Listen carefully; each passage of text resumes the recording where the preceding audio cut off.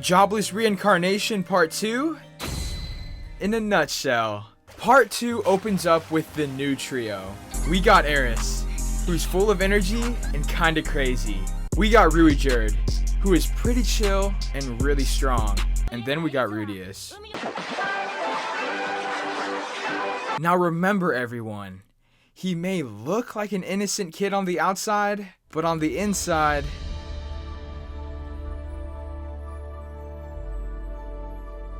I have a problem. I'm not gonna front, bro. I cannot stop beating on. we less than 1 minute in, and Eris is already trying to take off her clothes. But thank God Ruijerd shuts it down. You horn dog. Later while Rudius is sleeping, he talks with the fruity man god, or Hitogami. Hitogami gives him some advice, and thanks to him following it, he gains the Eye of Foresight. Episode 2 opens up in a bar, filled with a whole bunch of homies, just kicking it. I love this place. Who in the frick is this? It reeks of men's sweat. I simply love it. She must be into sports? Yeah, that's it. She's probably a football coach, and that smell reminds her of game time. Wait, hold up, who's next to her? Yeah, that's Roxy, alright. Rudius's old magic tutor, who not only is really good at her job, but is another character that had to deal with Rudius's, tendencies. After Roxy is done talking to this girl, she sighs. What does she plan to do if she gets herself pregnant? What you think about this, little Timmy? Maybe she's married? Facts. Her name is Elena Lees. And somebody want to tell me why the back of her hair look like bread loaves? Or pigs in a blanket? Now I'm starving. Looking at Elena Lees makes Roxy feel self-conscious. Hey, head up queen, it's all about the personality. Elena Lees sure does love to touch guys' arms though. She must be looking for a quarterback. And turns out the three of them are searching for Father Horndog's family. The next day, Roxy runs back home to make sure she isn't being followed. What was that sound? And why did it sound like Elena Lees? I think I was wrong. I don't think she's a football coach. Rudius and Ruijerd go rescue some beast people, but Rudius ends up becoming a prisoner to the beast people because they thought he was having this with their sacred dog. Rudius helps save them from a fire though, and they realize he doesn't have a dog fetish and start respecting him. The dog has a Rudius fetish though. They bid farewell to the beast people, and once they're in the next place, Rudius decides to stop a kidnapping. But turns out the kidnapping wasn't even real. The person being kidnapped? This is little F from season 1 part 1. You know, the one that knows mud slap and rock throw? But honestly, who really gives a shit? Let's talk about more important matters. Like the person who kidnapped him. If I had to describe the kidnapper, I'd say, similarly to Rudius, he has a very advanced mind. Bro, y'all heard that right. The dynamics of anime titties. He's also really good at using a stick, and even better at populating the earth. I'm talking about my homie, Paul! Once they realize who each other are, they sit down and catch up, and it's super awkward. Basically, Rudius starts talking about all the fun adventures he's been having, the many different places he's explored, all filled to the brim with horny encounters. Whereas on Paul's end, after the mana disaster happened and he got separated from his family, his life has been filled with suffering and confusion, not to mention filled with 0 horny encounters.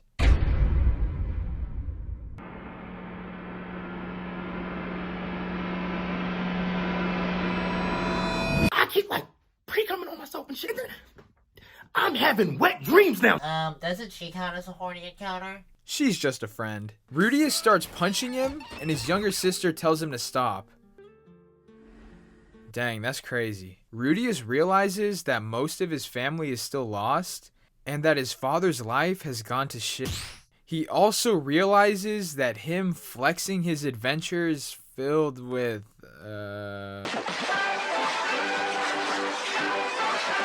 was a terrible decision, and becomes extremely miserable. Paul realizes he should be grateful that he found his son, and that he's happy and healthy. When they talk it out, Rudius has a flashback to his past life, and realizes Paul is a bigger man than he was. Apologizing is no easy task. Rudius says, let's put all the fighting in the past, and hug it out like a father and son should.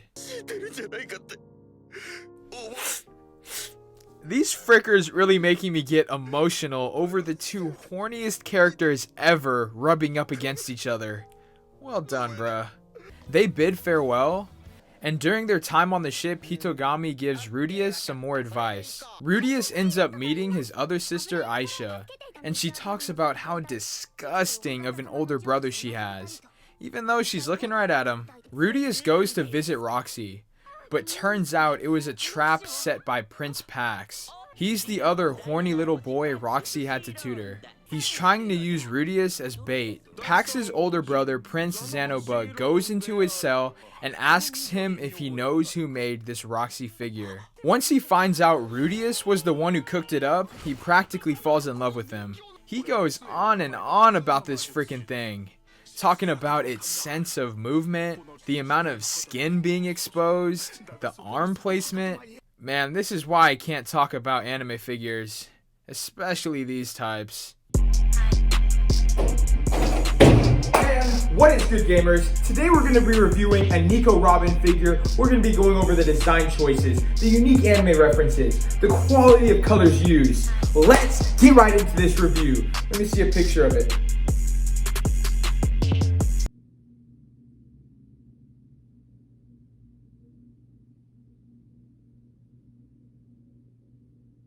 You good, bro? Wait, what were we doing again? Prince Zanoba persuades his brother for a little bit. Him screaming is honestly music to my ears. This allows Rudius to be set free. The three of them are back on the road, and then suddenly Ruijerd and Eris freeze in fear. But Rudius is chilling. These two people walk past them.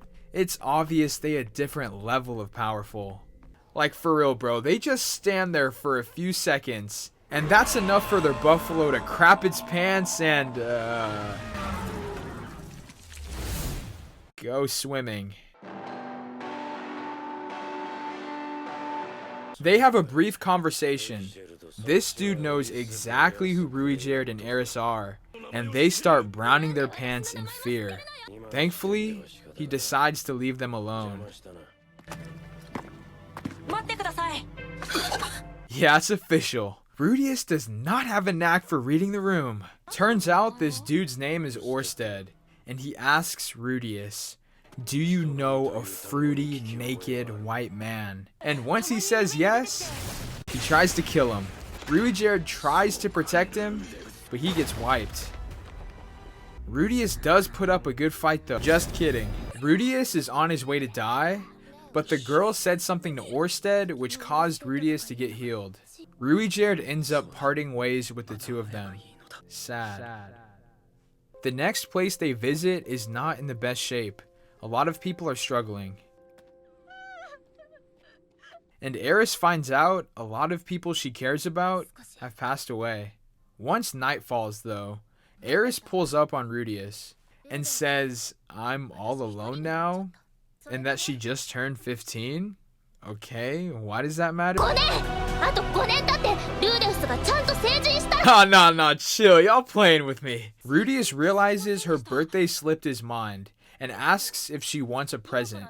And she says the present she wants is a family. Wait, hold up, never mind. She meant like them to be brother and sister. My bad, I misunderstood. Nah, you got it right the first time.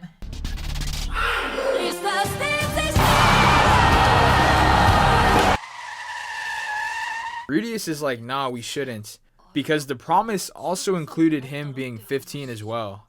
I mean, technically speaking though, homie is already a little older than 15.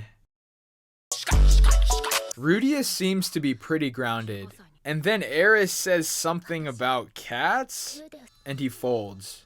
I bet Rudius loves watching these videos for the wrong reasons. They end up trading Pokemon cards. The morning after...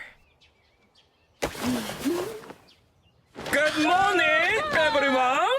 Somebody is feeling themselves. He lost one card from his deck, and hey, my man is happy. Ohayo! Ii asa da ne, Shokun! Oh man, that's right. This place is in a rough spot. どうしたんだいそんな暗い顔して Hold the f*** up. What are you looking so glum for? Go get some experience too. Are you making fun of virgins right now, cuh? First of all, let's just say you a bit late to the party. Second of all, let's just say Eris was a bit desperate. Third of all, let's just say I bet this dude could easily... Hey, chill, man, chill. Watch what happens next. Okay, I got you. After a little bit more gloating, the bell rings and Rudius goes to wake up Eris. いたずらしちゃうぞ Oh, she's not there. All good, she's probably just a bit embarrassed. まったくも I guess she was so happy she cut her hair off? That's really, normal. And hey, she left him a love letter. You and I aren't well matched right now. I'm going away. Dang, bruh, I don't know what you did last night. But sheesh, you are sorry at Pokemon. Rudius even tries to find out where she went, but Eris told everybody to not tell Rudius where she went. Rudius does exactly what any guy would do in this situation. In the last episode, Rudius is still not in a good place. Feels bad. But it turns out Eris actually thinks Rudius is smart, strong, and really talented. She just doesn't want to have to rely on him anymore. She wants to be independent.